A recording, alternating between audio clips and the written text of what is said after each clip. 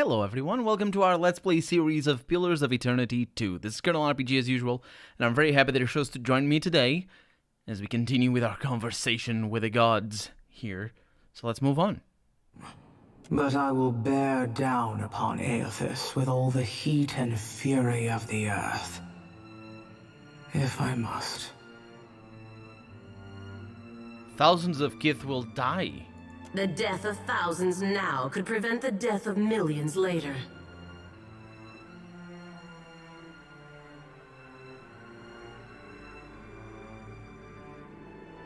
Are we saving the world here? Do we know what Aethys is doing? Because how would it... What millions? What are we talking about? A difficult calculus, but a logical one too. Well, it's not logical. I don't have the data. What's the variable here? How do I know this? But you don't know if you'll save millions. Yeah. How? You might kill thousands for nothing. Yeah, I don't know that. They might. They're not telling me anything. I'm gonna say that though. Dark, inky tears fall from Andra's eyes. Sacrifices of the few protect the futures of the many. You cannot let your petty mortal feelings blind you to the urgency of the dilemma Aethys has thrust upon us. What dilemma? What dilemma? And it's not about feelings. It's about rationale. It's about reason. It just said it. My petty mortal feelings are the only reason your wrists don't chafe in Woodica's shackles. Oh, that would be a burn and a shade. I want to say that. Funny how it's always Kith who must make the sacrifices, never you.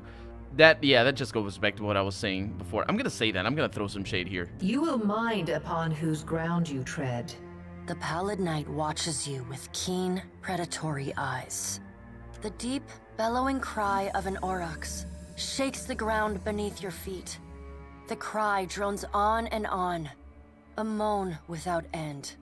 Wal's many eyes squeeze shut. Andra slips back beneath her waves. Magrin dissipates in a swirling cloud of steam. Galawain's beasts cower and whine. Only the pallid night stands impassive.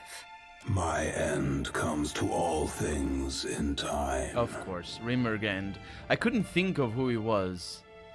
I don't remember him being a bull or whatever. That's an auroch, which is a bull. But, well, it's a predecessor anyway. Should Aethys care to hasten the inevitable, I welcome his efforts.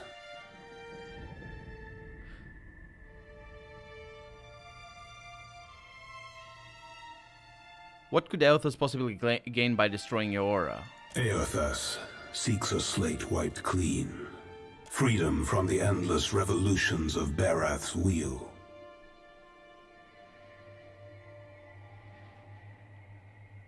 Does he mean to kill all the souls? The Wheel of Life and Death. Is it the first time I'm seeing it as written as Barath's Wheel? Or the Wheel? Barath's Wheel is a metaphorical concept used to describe the collective churning of souls as they leave their bodies upon death, exit the world through pillars of Adra, and then are reborn in new bodies. So Barath oversees that, the cycle of life and death. Which is interesting because Aethys is the god of rebirth, which is also very thematically relevant to what he's trying to do right now. But I thought he just supervised that. Did the Ingwithans create Barath's will as well, or did it exist before the gods? Because I don't think I've seen it as Barath's will. It's always the wheel. And so it's so much always the wheel that it makes it's confusing. If you're playing the first game for the first time, you're sort of what wheel? What are they talking about? Because you forget the concepts and just so many things. It's a very rich setting. If you just forget some things. I do anyway. So the wheel, the wheel is one of the easier ones to remember, sure. But yeah, that just explains what that is. The thing is, he makes it seem like it's Barath's doing. The final emancipation of the countless stolen mortal lives the gods hoard within themselves. You know, those two things don't sound alike, and I like that one, but not that one. Because the wheel has a purpose, or not necessarily a purpose, because the purpose implies a purpose. It has an effect, which is the purification of souls. It sometimes goes wrong. There's people who get sick because of the way they are reborn and all that sort of stuff. And that's what animasters do. But the wheel, you know, purifies and cleans the souls of, like, as far as I can tell, it's of power. But it just makes the souls leaner. We got a very long explanation early in the game, or early in the first game, with the hanged dwarf, and she explains to us that souls rarely are reborn the same, and always it's very often that they are reborn a little bit less.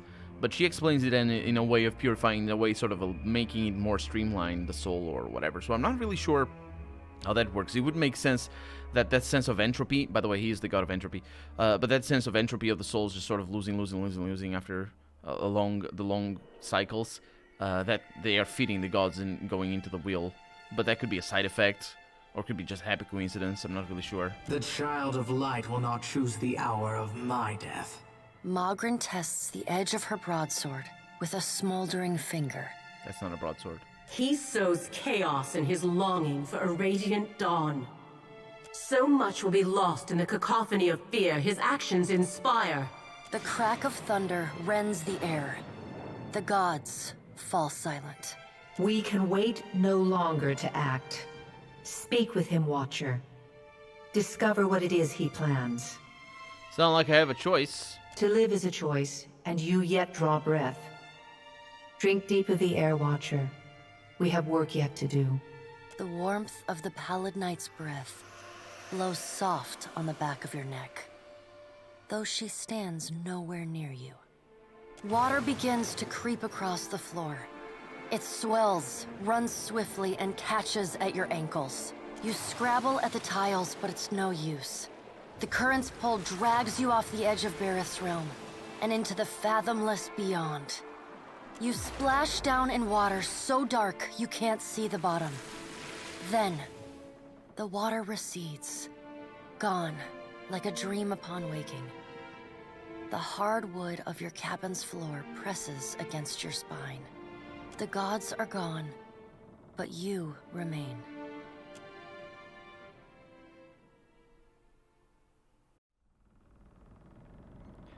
Well, that was a bit of a surprise encounter, I would say. Absolutely.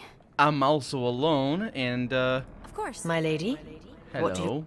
I don't say anything. I think everything is good. We can just proceed to neck Well, attack. hey. Hey, Tell me what's on your mind. are you feeling good with the nightmares? Not a one. I never knew nothingness could feel so warm. No need to fiddle-foot around. I'm glad we talked. There we go. Yeah, she doesn't really say anything new. We got all the people down here. Is it storming outside, or is it the ship that is just too crowded right now? Hey, Paulina. Yes. Hello. You only have to ask. Okay, Berta, What are we standing around for? Emani. I can still feel those Shitupek, vines under my Fasina. skin. What is it, Casita? But Hello. that will pass. Captain, do you Edwin. require my expertise? Oh, yeah. How did did I? What do you make of our journey? I asked this already. I admit to excitement, curiosity. I cherish the opportunity to explore, to test my wits against ancient ruins and vicious wildlife. Most ships discourage such avocations. Indeed, they do. I hadn't asked that, which means, how did you end up in the Valian Republics? It was neither so random nor so strange a thing as your question would suggest. In a word, animancy. Oh, that's how she pronounces it. Okay. The Republics take the most progressive attitude towards the subject, and thus they attract its foremost scholars, among whom I count myself. Did you enjoy the Republics? Very much so. Though I imagine you capable of finding someone much better suited to telling you of them. I spent most of my time in laboratories and libraries. Okay, tell me about laboratories. In a way, your ship reminds me of them. It's all the dogs. A dozen kith from every corner of Aora, working towards a common goal, while your crew pursues Aethys across the sea. Ours pursued the future, each chasing our own dawn. Of course, dawn. You know, I'm literally pursuing Elthas, the god of dawn. Tell me of the libraries. I admit bias, but they are very likely the grandest in the world. A faint green lights her wan features. Imagine great domes rising above your head, shelves along each wall, stacked high with tomes. As if the building itself were built of bound pages. They were the true treasure of the republics. The collected histories, dramas, and comedies of Old Valia. The most advanced arcane theories of Adir. The most ancient liturgical texts of Anguith. And the most advanced treatises on animancy. Anything interests you besides studying? Many things. A strong dark tea, a comic play, the song of a whale, the soft resistance of paper to quill or fabric to needle. Discovering what's just over the horizon. There exists things in this world beautiful and wondrous both. One only needs leave the land to find them. Speaking of, let us see what the horizon holds, yeah? Indeed. I was trying to decipher if her dialogue was just whimsically written and just beautiful and amazing and evocative. All my pets are down here. I never realized that. I was trying to realize if that was her dialogue or the way she was written, or if it's just, you know, the voice actress because she's amazing and her voice just makes everything sound amazing. Great and terrible things are at work. And once again, you seem to be in the middle of it. Aloth is twisting the edge of his sash between his hands, a purposeful frown on his face. The Rawatayans we passed will doubtless spread word of what you've done in Hasongo. But others will want to know what you've seen. They'll look to you for answers. He watches you uncertainly, his brow furrowed. Well, I'll give them the answers. I was just also thinking about Aloth's voice actor. Who was Matthew Mercer? Yeah, he's the same voice actor as Adair. He sounds more in this game than he did in the first game. In the first game, it already sounded very much like Virgil from Arcanum. It's not the same voice actor. And in fact, looking for the voice actor of Aloth was the reason why, was the way I found about Matthew Mercer as a voice actor, because I don't follow much. He sounds so much like him, more than I recall in the first game. If you've never played Arcanum, yeah, there's probably one of the first characters in that game. It's Virgil, and it's a different voice actor altogether. I don't think he works anymore. Anyway, they look for you for answers. Let's see. I have to report thoughtfully or truthfully. I'll tell them what they need to hear. I'm worried about what that will lead to. Am I?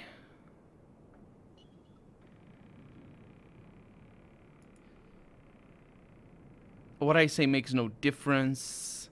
I have the impression that the game is trying to make me think that I have a lot of influence, but at the same time then builds down my actual influence, probably because it's a computer role-playing game, which means making the player have a lot of influences is very difficult. But also because it also puts me in my place, because I'm just one person.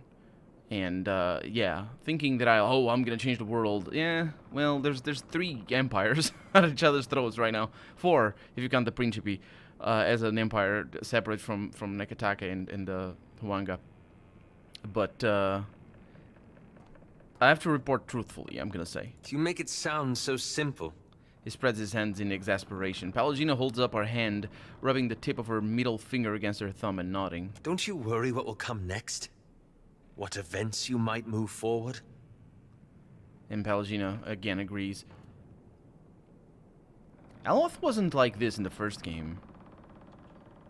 I think is his being built as a counterpoint more than he was in the first game. That's interesting. I never really felt or thought of him in the first game as a very morally active character. I wonder. I mean, I guess I don't think it matters my choices. I don't think his character would change so much depending on my choices in the first game. In the first game, we did, of course, the choices we made him do led him to be working with the Latin key when we found him in this game. But I don't think that would be, you know, I don't think that's the reason why he's also so preoccupied with the consequences of our actions. Not that he wasn't before, but I don't know what perspective he's having right now, so maybe I should focus on that. What is this really about, Eloth? Yeah, if I thought about it that much, I'd never do anything. What someone else does with my words is on them, not me. That's also very true. Of course, that's why I choose my words carefully. I think, like, I can't know what argument he's trying to make. But, like, I find that it's interesting that he thinks that me saying that I have to report truthfully is me not caring about what will come next, when in fact, it is precisely that. For sure, the choices I'm making here are very dependent on what the truth that has been shown to me is. If somehow revealing the plan of the gods or something, or whatever we're going to be able to reveal, was going to cause everybody to die or just complete civil war to break out or whatever, then I wouldn't do that. I think, this line is probably the most insightful here, and I hope it is insightful. Let's see what happens when I ask what this is really about. He sighs through his nose, his lips pressed together. It reminds me of the question that drew me to the Deadfire. The one I've been avoiding. I promised to tell you what I was doing among the Animancers at Port Marge. As you may have guessed, I was observing them, gathering information on the various Animancy operations in the region. I thought you were looking for a particular Latin key group? Yes, and how better to draw them out. Animancy is a subject of particular interest to the Leaden Key. Through it, I hope to pick up the trail. A spark of pleasure gleams in his eyes. That's smart. Merely a first step. Still, his ears redden. After that incident in Old Valia, I thought more about the Leaden Key and its particular composition. Mostly lunatics in robes, as I recall. Isilmir cackles gleefully as Aloth's thoughtful expression dissolves. After a moment, she fades away once more. I don't remember who Isilmir is. Oh, right. That's why I don't remember who Isilmir is. That is, of course, the other personality of Aloth. He's awoken, and basically he has two personalities. That's Aloth himself having a cackle over there. But, of course, that's Isilmir in his body, sort of. It's complicated. If you two are finished... He gives you a sidelong glance, but the corners of his mouth turn up despite it. It's existed for over 2,000 years. Say what you will about its motives and methods, but that's an impressive tenure. He claps his hands behind his back and begins pacing. That's when I realized how short-sighted I'd been. To think I could undo the Leaden Key without understanding how it works. I'm gonna listen. I found references to an ancient Leaden Key cabal in the Deadfire. Possibly one of the oldest, if accounts are credible. And they appear to have been working independently, without direct intervention from Theos, for almost 2 millennia. Theos here is the leader of the Leaden Key, in the first game specifically. He watches you eagerly, waiting for that to sink in. Huh. Very well, but actually I would like to ask why or how. How do we find them? Oh wait, he still hasn't found them. Yeah, let's go with that. How do we find them? There's the challenge. Most sources refer to them as the Painted Masks. But I haven't met anyone here who knows that name. I don't know where in the Deadfire they are exactly, but I was hoping we could look for them together. He folds his hands, looking hopeful and a little sheepish. Finding an ancient Leaden Key sect somewhere in the Monster-Ridden Archipelago? Sure, easy. Well, the Watcher who survived the wrath of the gods, I would hope so. He stepped on me, broke my sword. Anyway, it's late. It is. I suppose that's enough from me. It is indeed, and oh my god, the time. All this chasing after Aethys. I just realized. It's brought back memories of the Saints' War. I just realized I've been recording for a bunch. All this chasing after Aethys. Tell me. Just how scared everyone was, mostly. Yeah? Everybody put on a brave face, made all these claims about what they'd do when they met a god in battle. There was no sadder sight than a group of us talking big, trying to outdo one another. Even the fella that led us, he used to say he knew all these different ways you could kill a god, if you were so inclined. Of course, at night he'd grind his teeth so hard it sounded like he was chewing rocks. In case you were curious if he really had it in him.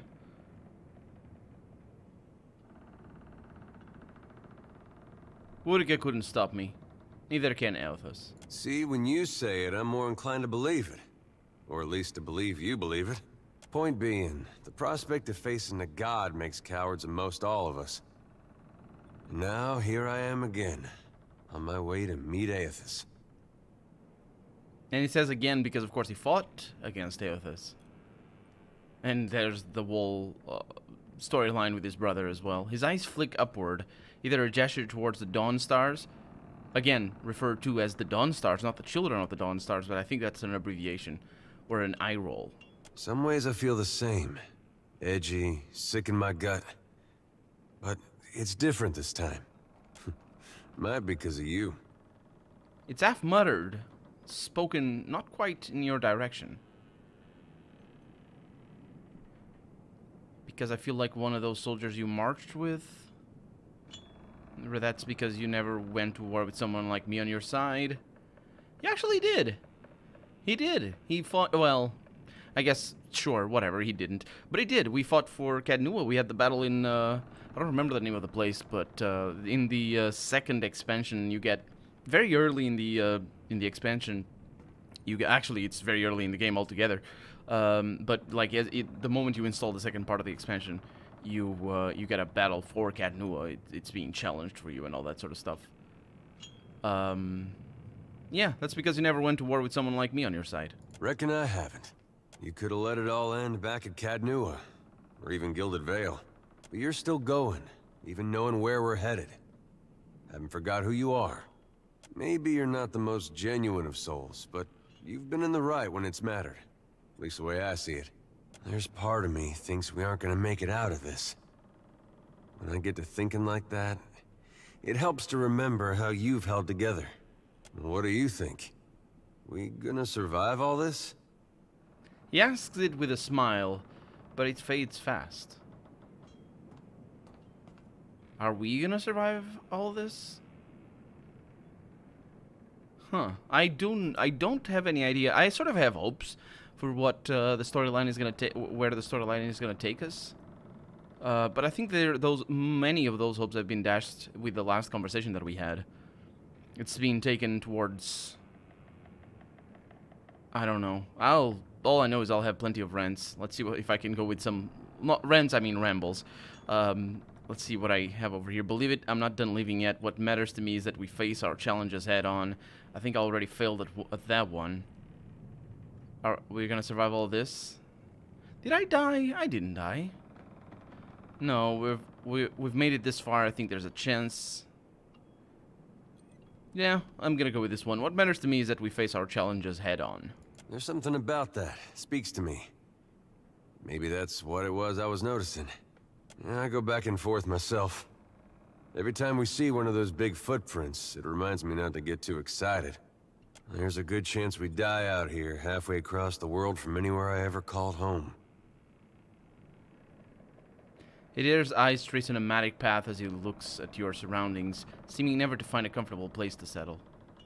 But if I can face it like you, maybe it doesn't matter. He gives you a quick nod. Some of the tension in his face seems to recede. And that's gonna be that for today. I'm gonna keep talking about this little conversation in the next episode, but for right now, I'm Colonel RPG, and this has been Pillars of Eternity 2. I really hope you've enjoyed it, and if you did, go ahead and leave a comment, like the video if you want to see the next episode come out sooner rather than later. But above all, thank you so much for watching, and I hope I'll see you next episode. Bye-bye.